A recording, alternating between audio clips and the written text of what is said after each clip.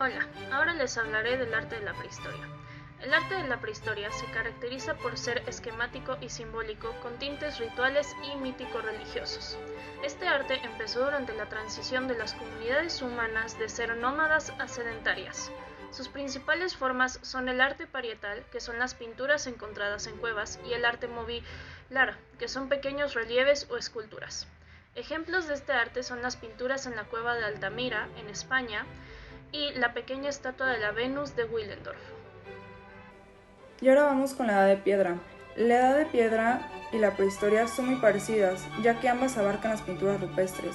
Estas pinturas y otras manifestaciones asociadas revelan que el ser humano, desde tiempos prehistóricos, organizó un sistema de representación artística. Se cree en general que está relacionado con prácticas de carácter mágico-religiosas para propiciar la caza. Dado el alcance cronológico y geográfico de este fenómeno, es difícil, por no decir imposible, proponer generalizaciones. En las pinturas rupestres generalmente se usaban uno o dos colores. Los pigmentos eran de origen vegetal o de fluidos y desechos corporales, compuestos minerales, y las mezclaban con resina o grasa. No se conoce ningún autor, pero sí se conoce la pintura más antigua, que fue en España y se encuentra en las cuevas prehistóricas de Altamira. Estos son unos ejemplos de pinturas rupestres. Bienvenidos al arte mesopotámico. Su historia es paralela a la de Egipto, comenzando en el año 300 a.C. El desarrollo de las técnicas artísticas y artesanales fue igual tanto a los avances tecnológicos. A esto me refiero al desarrollo de mejores hornos de cocción o aparición del torno alfarero como social y cultural. Las características de la pintura se utilizaron para embellecer a la arquitectura. Carece de perspectiva, solo prevalecen los colores blanco, azul y rojo. Usaban la técnica del temple. Se puede apreciar en mosaicos, decorativos o azulejos. Los temas eran esenciales de guerra y de sacrificio, rituales con mucho realismo. Se representaban figuras geométricas, personas, animales y monstruos, pero no se representaban las sombras. Las artes plásticas no existe la motivación estética, por ello no se conocen nombres de artistas. Algunos ejemplos es como este y este. Egipcio. El arte egipcio es un arte que está muy relacionado con el medio en el que se desarrolla. Este medio influye en diferentes aspectos. Por un lado, el medio geográfico determina una cultura cerrada que es un arte impermeable a influencias exteriores que va evolucionando a poco y cuando lo va a hacer sobre sus propias formas debido a la falta de comunicación en el exterior. El arte egipcio está siempre sometido a unas normas, por esto es muy semejante y monótono y tan homogéneo.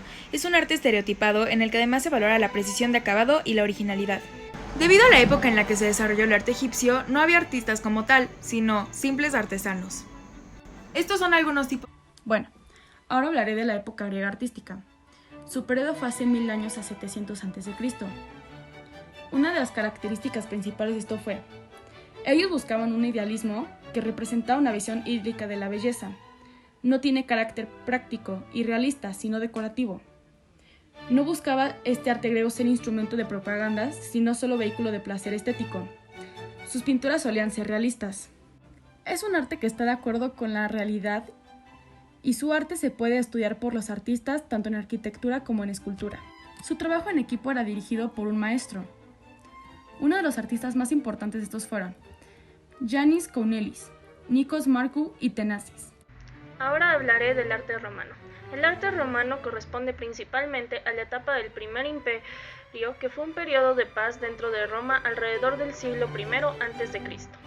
El arte romano es fuertemente influenciado por el arte griego. Este se caracteriza por ser práctico, funcional, ser naturalista, la alta preocupación por la narración histórica, la tendencia a lo colosal y por glorificar Roma. El mayor ejemplo de este arte son las esculturas de personajes importantes de la época como diferentes emperadores. Después vamos con la Edad Media. La Edad Media es el periodo de la historia que sucede a la Edad Antigua, que finalizó con la caída del Imperio Romano, siglo V después de Cristo. En aquella época surge la agricultura como fuente principal de ingresos. Durante toda la Edad Media surge el sistema feudal. Este sistema era político, económico y social y se encontraba dividido piramidalmente. En la base se encontraban los esclavos, en la parte media estaban los campesinos y artesanos, por encima el clero. En la cúspide de la pirámide se encontraban los nobles, señores feudales y el rey. La Iglesia Católica tenía un poder amplio e importante, no solo sobre los campesinos, sino también sobre la vida política y social de la Edad Media. Algunos pintores fueron Teresa Dieg, Catarina van Hemsem y von Bingen. Una pintura característica es esta que vemos aquí. Bienvenidos al Renacimiento. El Renacimiento fue un movimiento cultural y artístico europeo basado en el renacer de los valores de la antigüedad clásica. Alcanzó su auge en el siglo XV y se extendió hasta la primera mitad del siglo XVI. Algunas características políticas es la creación de un Estado moderno. Una característica social y económica, hay clases privilegiadas como la nobleza y el clero. Las características culturales serían la influencia del arte italiano y el nuevo concepto del amor. Las características que tenían las pinturas eran la imitación del arte clásico greco-romano en todas las disciplinas. Tenía simetría, equilibrio y proporción. Algunos de los artistas representativos de este periodo son Leonardo da Vinci, Rafael Sanzio y Miguel Ángel, y aquí se muestran sus obras. Ahora vamos a hablar sobre el arte barroco. El arte barroco en sus más amplias manifestaciones artísticas es un fenómeno complejo de índole social, político y religioso. Se suele decir que el arte barroco es el arte de la contrarreforma para accionar contra la severidad e iconoclastía del protestantismo. La Iglesia Católica alentó la edificación de templos con profusión y escultura. Hay que recordar que los luteranos se alejaron negando la intersección de la Virgen María y de los santos, por los que en el arte barroco se incide su representación en fachadas, retablos y todo el arte de mueble. Tanto en las artes visuales como en la música, la influencia de la Iglesia sobre los artistas iba dirigida a emocionar y enardecer la devoción mediante estímulos psicológicos. El siglo XVII fue una época de guerra y violencia como en pocas fases de la historia europea. La vida se veía frecuentemente atormentada en dolor y muerte, por eso el arte barroco era de esa forma. Algunos de los artistas más famosos eran Caravaggio, Alejandrino, Rembrandt y Diego Velázquez. Este es un ejemplo de arte barroco. Ahora hablaré de la época neoclasista artística. Su periodo inició a partir del siglo XIX. Una de las características principales de esto fue que estuvo fuertemente influenciado por el arte grecorromano. Sus temas solían ser mitológicos y cotidianos. Las pinturas que ellos solían usar eran colores muy fríos. Ellos tenían una perfección formal. Demostraban en sus pinturas mucha serenidad, dulzura, predominio del dibujo, modelos de la escultura clásica y colores primarios. Muchas de las pinturas de estos solían ser muy elegantes. Uno de los artistas más importantes de estos fueron Juan Meléndez, José Iglesias, Tomás de Iriarte, Fray Diego Tadeo González. Ahora hablaré del realismo. El realismo surge en Francia después de la Revolución Francesa de 1848. Este se alejaba de lo político debido a la inconformidad por las recientes revoluciones y buscaba adaptarse más a lo social. Aspiraba a ofrecer una representación verdadera y objetiva del mundo, siendo su meta la verdad en vez de la belleza como en otras corrientes artísticas. Este se oponía a todo lo artificioso e indeterminado. Algunos artistas de este movimiento fueron Gustave Courbet, Camille Corot y Jules Breton. Ahora vamos con el impresionismo. El impresionismo nace a partir de la segunda mitad del siglo XIX y quiere a grandes rasgos plasmar la luz y el instante, y sin importar demasiado la identidad de aquello que lo proyectaba. Las cosas no se definen, sino que se pinta la expresión visual de estas cosas, y eso implica que las partes inconexas dan lugar a un todo unitario. Resumiendo, este movimiento se caracteriza por el uso de colores puros sin mezclar, el hecho de no ocultar la pincelada y, por supuesto, darle protagonismo ante todo la luz y el color. Mientras tanto, en la política estaba la Revolución Francesa y posteriormente era la Napoleónica, que estas ayudarían a expandir las ideas republicanas y liberales. Algunos ejemplos de artistas eran Claude Monet, Auguste Renoir y Edouard Manet, y esta es una pintura de impresionismo. Bienvenidos al postimpresionismo. El postimpresionismo agrupa diversas tendencias pictóricas que surgen en Francia a partir de 1880 a 1905. Algunas características sobre las obras de arte es que se concibe el arte como una creatividad específica con reglas y realidad propia, interés por la construcción de la forma, el dibujo y la expresividad de los objetos y figuras humanas. Empleo de los colores que hagan contraste para distinguir y definir los planos y formas. Utilizan los colores puros con gran carga emotiva, como Van Gogh. Algunos artistas representativos de este periodo son Van Gogh, Camille Pissarro y Pablo Picasso. y aquí se pueden ver algunas de sus obras. Ahora vamos a hablar sobre el cubismo. Los orígenes del cubismo giran en torno a 1907, fecha en la que Picasso concluye Las señoritas de Aviñón, que será el punto de partida.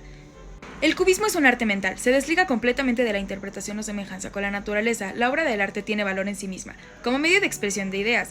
La desvinculación con la naturaleza se consigue a través de la descomposición de la figura en sus partes mínimas, en planos, que serán estudiados en sí mismos y no en la visión global del volumen. Así un objeto puede ser visto desde diferentes puntos de vista, rompiendo con la perspectiva convencional y con la sombra.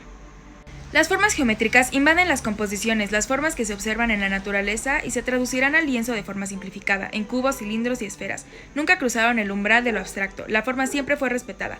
Los principales temas eran los retratos y las naturalezas muertas urbanas. Algunos de los artistas más reconocidos fueron Pablo Picasso, Piet Mondrian y Frida Kahlo. Este es un ejemplo de pintura del cubismo. Ahora hablaré del expresionismo. Este empezó a finales del siglo XX. Sus características fueron la angustia existencial, que es el principal motor de su estética. El arte expresionista presenta una escena dramática. Se desarrolla en todas las artes como poesía, teatro, música y artes gráficos. Muchas de las pinturas que hacían estos pintores eran pinturas que solían ser muy dramáticas, mostrando mucha angustia en las pinturas que ellos hacían. Muchas de esas solían ser con colores muy fríos, como el azul o colores cálidos. Uno de los artistas más importantes de estos fueron Diego Rivera, Frida Kahlo, Van Gogh y Picasso. Ahora hablaré del surrealismo. El surrealismo fue una de las vanguardias de principios del siglo XX y se originó en reacción al racionalismo y al maternalismo de la sociedad en ese momento. Esta vanguardia causó mucha controversia en sus inicios al romper con las leyes de la pintura tradicional. Se caracterizaba por hacer representaciones del inconsciente, la fantasía y sueños, así como la irracionalidad, y se apoyaba en la libertad de creación. Su principal exponente fue Salvador Dalí junto con André Breton y René Magritte. Y ahora vamos con el expresionismo abstracto. Este fue un movimiento pictórico contemporáneo dentro de la abstracción, en concreto las tendencias informalistas y matéricas posteriores a la Segunda Guerra Mundial. Surgió en los años 1490 en Estados Unidos y se difundió décadas después por todo el mundo. Esto da como resultado la proliferación de obras de arte que incluían formas de creación desgarradas, en las que se quedaba a un lado el goce estético tal y como se entendía hasta aquel entonces. Un desencanto por lo colectivo dio como resultado obras muy personales. Se considera el primer movimiento genuinamente estadounidense. Se decía que Nueva York había sustituido a París como la capital artística. Algunos de estos artistas fueron Jackson Pollock, William de Kooning y Mark Rothko. Este es un ejemplo de una pintura. Bienvenidos al Pop Art. El Pop Art es un movimiento artístico que surge en 1950. Se caracteriza por la reproducción de temas relacionados con el consumo, la publicidad y el estilo de vida estadounidense. Tiene inspiración en las culturas de masa, aplica la noción de la belleza, tiene humor, usa colores intensos y brillantes, reproducciones de piezas publicitarias, uso de serigrafía, imitación de estéticas industriales, uso de imágenes de celebridades, inspiración en el universo del cómic. Esto nos quiere decir que este estilo se desarrolla dentro de la cultura de masas y del marco capitalista y la reproducción industrial.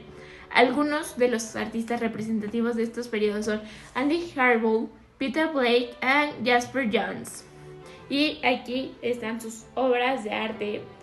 Gracias por visitar nuestro museo. Espero hayas aprendido sobre los diferentes tipos de arte que ha habido a lo largo de la vida.